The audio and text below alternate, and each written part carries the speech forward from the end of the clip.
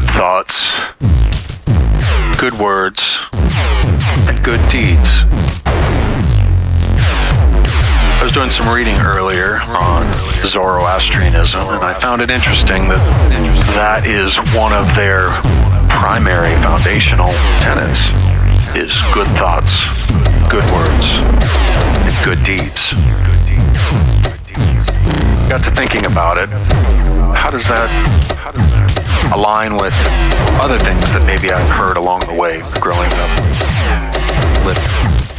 One of the things was I remember hearing, I believe it's a biblical verse. I don't know exactly where it's at. I've heard it numerous times throughout my life. As a man thinketh, so he is. I don't think it means just men. As a man or woman thinketh, so they are. Meaning our thoughts determine who we become, who we are right now. So that got me thinking about another kind of cliche that I heard all my life that maybe I took for granted or didn't see the underlying wisdom in it. Your thoughts determine your destiny. What is that? Well, if we consider that a little bit further, your thoughts determine your destiny. Your thoughts determine your destiny. What does that mean? Alright, well, let's break it down. So, I have a thought. A mental image of, maybe we'll say, an experience, a good experience for this example. We're thinking about a good experience. But the initial seed for that thought, maybe that came from our own contemplation, or maybe it came from something somebody said, perhaps, something on social media that somebody had mentioned or whatever. So, we can be selective as to the seeds that we allow into our mind. But for this example, we're just going to say that this seed is a good seed and it came from our own contemplations on something.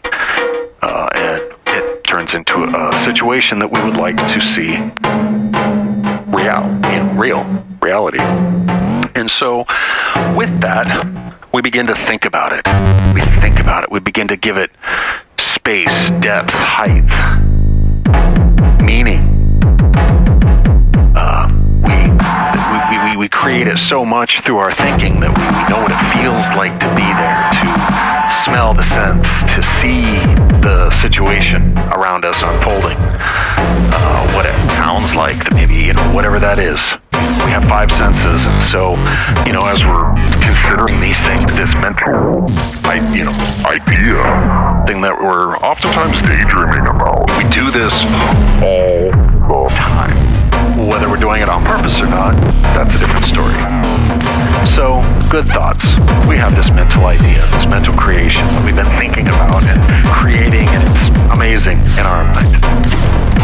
And oftentimes, a result of that is to talk about it.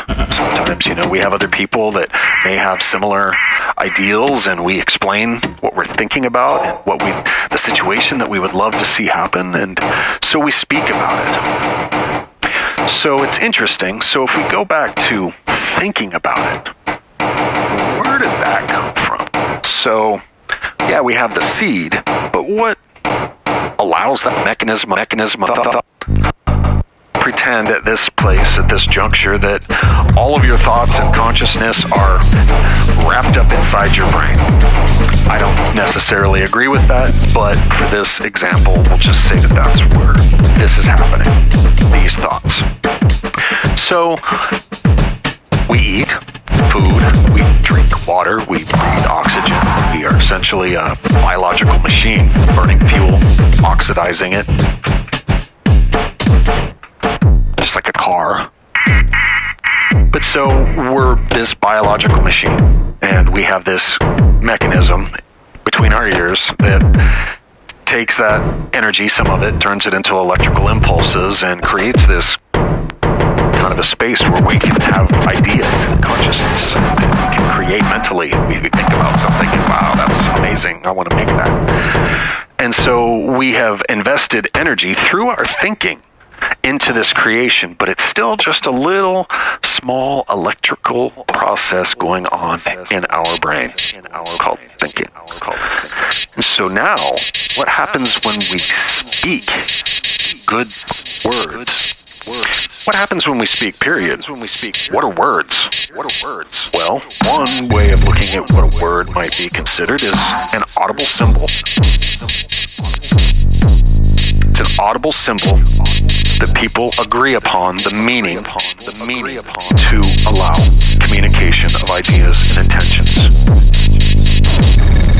So, if I say the word carrot, you know, maybe one person will think of Bugs Bunny, eating a carrot, saying, what's up, Doc?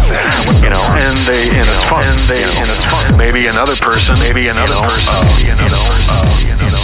I don't know, was a kid and they took a bite out of a carrot and one of the teeth came out. It was ready to fall out anyways, but it terrified the kid, and so now they just have this phobia of carrots. They don't ever want to eat them again. So it can solicit, any word can solicit a number of different meanings. I would say that those meanings are as unique as are that exist, because everyone has their own experience that colors those audible symbols or words. So our communication is the best we can do when we're using words. But what happens when we actually form the words and communicate them ourselves? We take a breath. We have an idea that we've already created in our mind of what we want to communicate. So now there's a level of intention. We're doing this on purpose. We're going to take a breath when our lungs are full, because it takes air to move your vocal cords. So we're breathing in. We're using our diaphragm to pull that air in. Vocal cords creating a vibration, which is just a vibration at that pitch. Blows through our mouth. We're moving our tongue, our cheeks, the whole shape of our to form these audibles, so that the recipient of the communication can get as clear of communication of an audio symbol as possible. So now, again, we're creating that through breath, creating a literal vibration that is being formed on its output through our mouth, through our tongue. Out of the mouth comes the overflow of the heart. I think I remember saying that somewhere. But, so we've actually taken that mental concept and we've turned it into a fully formed, intentional vibration that has been put out into the atmosphere of this planet, the air, and we push that vibration, those audio symbols, audio sendings out into the physical reality. It's interesting because in space, no one can hear you scream. There's no air. There's no conductor. There's no air. It's interesting. It's just interesting. But anyways, I digress. Back to here on Earth, we're push intentional to the worldness. So if those audio symbols or words are alignment with the thoughts had, almost like two-leg good action end. So it's almost like a trinity. So you could join with this now. The next thing. You know, that agreement is very important in thoughts and words. Because why? Because when there's that natural harmony, we have that natural harmony inside. Why? Because our mental processes, the energy that's being built or used in that part to create the mental image, is in alignment and in harmony, in resonance with our verbal output, our audio symbol output, words. So it's strengthened.